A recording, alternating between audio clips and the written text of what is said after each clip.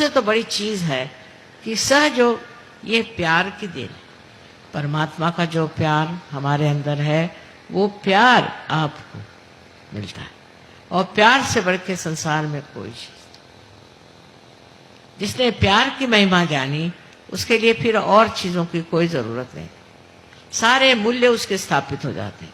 प्यार ही वो पानी है जिससे कि अपने देश का जो ये बड़ा सुंदर पेड़ है ये सजीव हो जाए।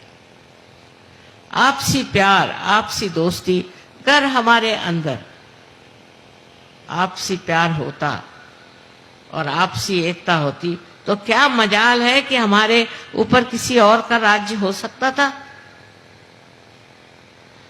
आपसी प्यार, आपसी दोस्ती, आपसी एकता आने के लिए सहयोग चाहिए।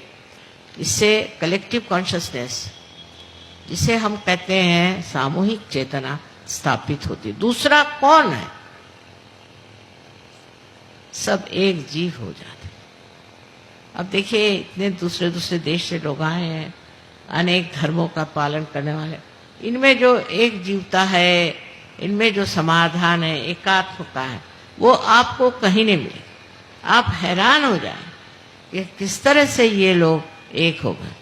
आप और किसी गुरु के वहां जाके देखिए, ये चीज आपको नहीं मिलेगी। आपस में लड़ेंगे, गुरु से लड़ेंगे, पूरे समय लड़ते रहेंगे। लेकिन जब आप सहज में अपने को प्राप्त करते हैं तो ये जानते हैं कि हम भी उसी समुद्र के एक बिंदु हैं जिसमें सब एकाकारी था। समुद्र के आंदोलन से हम उठते हैं, गिरते हैं, चढ़ते हैं। ऐसी सुंदर स्थिति, ऐसी सुंदर समाज व्यवस्था अपने आप घटित हो रही है और इस हिंदुस्तान में होगी। जो गलत लोग घुस आए हैं और अपने को बड़े अधिकारी समझते हैं, इन्होंने कोई त्याग किए नहीं, इन्होंने देश के लिए कोई संग्राम किया नहीं, मुफ्त में आके कुर्सी पे बैठ गए। इसलिए अपने देश के प्रति भक्ति होना ये बहुत आवश्यक, महज इसलिए नहीं कि ये हमारा देश है, हमारा जन्म हुआ, क्योंकि ये बड़ा महान देश है। इसकी महानता मैं तो वर्णन नहीं कर सकती। कभी अगर मेरे पास समय मिला तो मैं थोड़ा बहुत लिखना चाहती हूँ कि ये देश कितना महान है। इसको जानने के लिए, समझने के लिए आप लोगों में भी सहज की कुछ न कुछ प्रकृति आनी चाहिए, तब आप समझ पाएंगे कि इस देश में कितनी कितनी गहन बातें हमारे लिए हो गए, हमारा इतिहास हो गया, कैसी कैसी चीजें। देशभक्ति ये बहुत आवश्यक चीज है। अगर आपके अंदर देश में भक्ति नहीं है तो आप सहज में आ नहीं सकते। इस देश के प्रति आप ही को भक्ति नहीं, इन सब लोगों को है जो 75 देशों में सहयोग कर रहे हैं। आपके देश के प्रति इतनी भक्ति है कि जब ये बाहर से आते हैं तो आकर के और इस अपनी जमीन को झुक कर नमस्कार करते हैं और चूमते हैं। अब यही आपको सिखा सकते हैं कि आप अपने देश की शक्ति को पहचाने और देश का वंदन करें। इस पर तो बोलते रहें तो बोलते ही रहेंगे हम।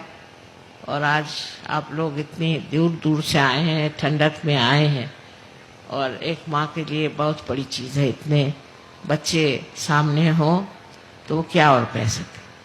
मैं सिर्फ आपको ये आशीर्वाद देना चाहती हूँ कि आप आज इसी वक्त यहाँ पर आत्म साक्षात्कार को प्राप्त करें, और उसके लिए कुछ आपको करना नहीं, मैंने साफ बता दिया।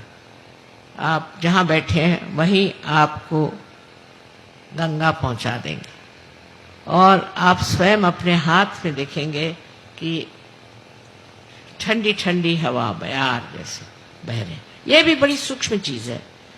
ये क्या है, ये बयार कैसी आती है, ये क्या है, अब ये सारी बातें बताने का समय नहीं, किंतु किसी दिन जरूर आपको बताएंगे कि ये क्या चीज़ है।